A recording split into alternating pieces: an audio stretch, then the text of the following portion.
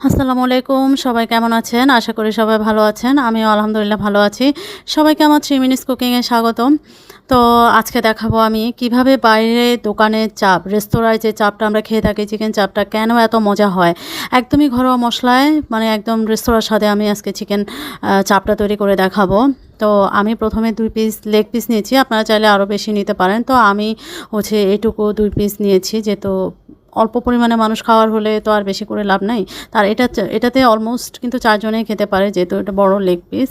তো আমি একটু ফাঁকা করে কেটে তারপরে আমি হাতুড়ি দিয়ে একটু থেতলে নিচ্ছি। হাতুড়িটা আবার অত ভারী না, এটা চিকেন বা চাপ করার জন্য একটা হাতুড়ি, বা থেতলানোর জন্য, মাংস থেতলানোর জন্য। তো হাতুড়িটা আমি কিনে নিয়েছিলাম। তো হাতুড়ি দিয়ে আমি একটু থেতলায় একটু চ্যাপ্টা করে নিব জাস্ট। তারপরে হবে কি, আপনার মশলাটা ভালো মতো ঢুকবে। আপনারা এটা সবসময় খেয়াল রাখবেন যে চাপ করার সময় এটা করাই লাগবে। তা আমি এখানে 1 চা চামচ আদা আর 1.5 চা চামচ রসুন বাটা দিয়ে দিলাম প্রথমে। তারপরে আমি এখানে হলুদ গুঁড়ো দিয়ে দিলাম 1/2 চা চামচ, মরিচ গুঁড়ো 1/2 চা চামচ, আর এখানে আমি ধনিয়া গুঁড়া দিয়ে দিলাম 1/2 চা চামচ পরিমাণ। তার গরম মশলা গুঁড়া দিয়ে দিলাম 1/2 চা চামচ পরিমাণ। লাল মরিচটা আপনারা চাইলে একটু বেশি দিতে পারেন। আর জিরা গুঁড়া সামান্য, মানে সামান্য না, 1/2 চামচের একটু কম, যেহেতু আমার চিকেন কম। এখানে আমি চিলি ফ্লেক্স দিয়ে দিলাম প্রায় 1.5 চা চামচ পরিমাণ। আর লবণ আমি স্বাদ মতো দিয়ে দিয়েছি, অর্থাৎ 1/2 চা চামচ পরিমাণই দিয়েছি। তো এর চেয়ে বেশি দরকার হয় না লবণ, বা যদি হয় আপনারা একটু দিতে পারেন। আর আমি 1/2 চা চামচ এখানে চিনি দিয়ে দিয়েছি। আর চাপের মধ্যে একটু চিনি দিলে সবগুলো ঝাল ঝাল থাকে, তো চিনির কারণে টেস্টটা একটু বাড়ে। মানে অতিরিক্ত ঝাল ঝাল খাবার তো খেতে ভালো লাগে না, একটু চিনি দিলে টেস্টটা অন্যরকম হয়। তো আমি এগুলোকে প্রথমে ভালো করে মিক্সড করে নিব, মানে প্রত্যেকটা চিকেনের গায়ে যেন লেগে থাকে। তারপরে স্টেপ বাই স্টেপ করতে হবে, সব কিছু একসাথে দেওয়া যাবে না।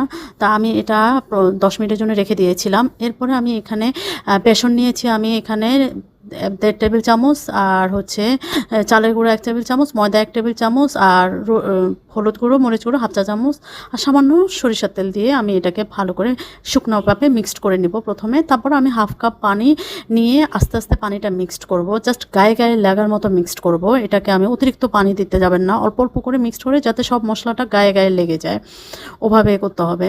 একদম একসাথে মিক্সড করা যাবে না, একসাথে বেশি পানি দিয়ে মিক্সড করা যাবে না। 1/2 কাপ পানি নিয়ে আমি একটু একটু করে যতটুকু লাগে জাস্ট ময়ানটা দিয়ে নিব আর কি, বেটারটা গায়ে গায়ে লাগানো মতো দিয়ে দিব মশলাটা, 2টা চিকেনের গায়ে যেন সমানভাবে লেগে থাকে। এই জন্য অল্প অল্প করে দিয়ে আমি মশলাগুলোকে অ্যাড করে নিচ্ছি সবগুলোতে। আমার অলমোস্ট হয়ে গেছে, দেখেন আমার 2টাতে মশলা ভালো মতো লেগে গেছে। তা আমি যেহেতু 10 মিনিট রেস্টে রেখে দিয়েছিলাম, আর যেহেতু মাংসটা থেতলানোই ছিল, তো সেহেতু আর বেশি একটা রাখার দরকার নেই। আর আপনারা চাইলে যদি 20 মিনিট রাখতে পারেন রাখেন, কোনো সমস্যা নাই। তো আমার এই অবস্থায় আমার সময় ছিল না, এই জন্য আমি রাখতে পারিনি আর কি, বা রাখলেও আর একটু বেশি মজা হবে। তা আমি এখানে প্রায় 1/2 কাপেরও কম তেল তাওয়ায় দিয়ে দিলাম, সরিষার তেল, এটা খেয়াল রাখবেন, সরিষার তেল। আর সবচেয়ে যেটা বললাম যে এটা স্বাদের হওয়ার কারণ আপনার ওই যে গুঁড়া যে শুকনো উপকরণগুলো, আটা, ময়দা এবং বেসন, ময়দা, এইগুলো চালের গুঁড়ো, এগুলো মিশ্রণটা মোস্ট ইম্পর্টেন্ট চাপের ক্ষেত্রে। তারপরে আমি এখানে চুলার আঁচটা কিন্তু লো থেকে একটু হাইয়ে রেখে মাঝারি আঁচ থেকে একটু লোতে থাকবে। এই সময়ে আমি এটাকে এপিট ওপিট করে ভাজতে থাকবো। এক পিঠ ভালো করে ভাজা হয়ে গেলে অপর পিঠ উল্টিয়ে আমি ঢেকে দিব, কিন্তু সাথে সাথে আমি ঢাকতে যাব না, সাথে সাথে ঢাকলে অন্য সময় বেশি পানি বের হয়ে যায়। তো আমি এই জন্য 2 পাশটাকে আমি ভালো মতন এইভাবে অনেকক্ষণ রেখে আমি করব, না হলে ভিতরে কাঁচা থেকে যাবে। আর দেখা যাবে যে বেশি হাই হিট করতে গেলে পুড়ে যাবে, ভেতরটা কাঁচা থেকে যাবে। তো এরকম করে আমি উল্টে পাল্টে প্রায় একটা পিঠ আমি 10 মিনিট করে ভেজে নিয়েছি। তো দেখেন কালারটা আমার কত সুন্দর আসছে, মানে লোভনীয় একটা কালার। আমার এটা ফাইনাল লুক চলে আসছে। এত সুন্দর হয় এই চিকেন চাপটা ঘরে, জাস্ট এই উপকরণে, আর কোনো উপকরণ দরকার হয় না।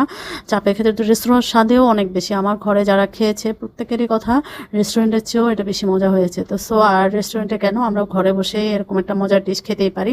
তা আমার এটার মেনুর সাথে আমার পরোটা ছিল, তা আমি পরোটাটা, চৌকো পরোটা যেটা, ওটা আমি পরোটা দিয়ে খেতে পছন্দ করি, বা লুচি। তো আমি পরোটা ছিল, পরোটা দিয়ে সার্ভ করলাম, খুবই মজা ছিল খেতে। তো কেমন লাগলো ভিডিওটা দেখার পর লাইক কমেন্ট শেয়ার করে দিবেন, আর কমেন্টস করবেন যে এটা কেমন হয়েছে অবশ্যই। আল্লাহ হাফেজ।